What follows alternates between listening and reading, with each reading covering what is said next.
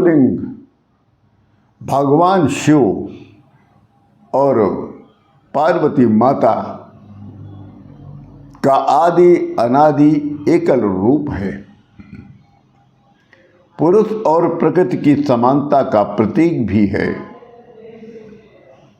अर्थात इस संसार में न केवल पुरुष का, न केवल प्रकृति स्त्री का वर्चस्व है, अर्थात दोनों समान हैं, किसी एक का वर्चस्व नहीं है। हम सब जानते हैं कि सभी भाषाओं में एक ही शब्द के कई अर्थ निकलते हैं। जैसे सूत्र की डोरी, धागा, गणती सूत्र, कोई भाष्य लेखन को भी सूत्र कहा जाता है। जैसे नारदीय सूत्र, ब्रह्म सूत्र आदि। लिंग शब्द से अभिप्राय यहाँ चिन्ह या कोई निशानी या कोई प्रतीक से नहीं है। लिंग का यही अर्थ है कि वैशेषिक शास्त्र में कणाद मुनि ने भी प्रयोग किया था कि ब्रह्मांड में दो ही चीजें हैं, ऊर्जा और पदार्थ। हमारा जो शरीर है वो पदार्थ है, अर्थात हम लोगों का शरीर पदार्थ से निर्मित है, और जो हम लोगों की आत्माएं हैं वो ऊर्जा से निर्मित है। इस प्रकार शिव पदार्थ और शक्ति ऊर्जा, अर्थात ये जो शरीर है वो शिव है, जो आत्मा है वो माता पार्वती जी है। ये दोनों का जब संयोग बनता है तो वो शिवलिंग कहलाता है। ब्रह्मांड में उपस्थित समस्त ठोस ऊर्जा शिवलिंग में निहित है। वास्तव में शिवलिंग हमारे ब्रह्मांड की आकृति है।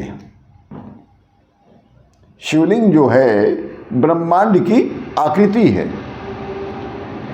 अब हम आपको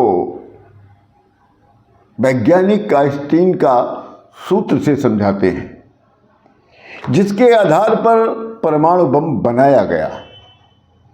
परमाणु के अंदर छिपी हुई अनंत ऊर्जा की एक झलक दिखाई, जो कितनी विध्वंसक थी, सब जानते हैं। इसके अनुसार पदार्थ को पूर्णतया ऊर्जा में बदला जा सकता है, अर्थात दो नहीं एक ही हैं, पर वो दो होकर सृष्टि का निर्माण करते हैं। हमारे ऋषियों ने इस रहस्य को हजारों साल पहले ही खोज लिया था। आप अपने दैनिक जीवन में भी ये देख सकते हैं कि जब भी किसी प्रकार पर अकस्मात ऊर्जा का उत्सर्जन होता है तो ऊर्जा का फैलाव अपने मूल स्थान के चारों ओर एक वृत्ताकार पथ में तथा ऊपर और नीचे की ओर अग्रसर होता रहता है।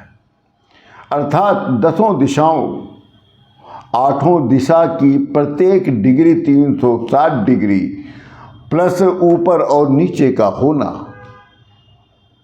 फलस्वरूप एक क्षणिक शिवलिंग आकृति की प्राप्ति होती है, जैसे बम विस्फोट से प्राप्त ऊर्जा का प्रतिरूप शांत जल में कंकर फेंकने पर प्राप्त तरंग ऊर्जा का प्रतिरूप प्राप्त होता है। ओम श्री पार्वती पतये नमः। श्री हर हर महादेव।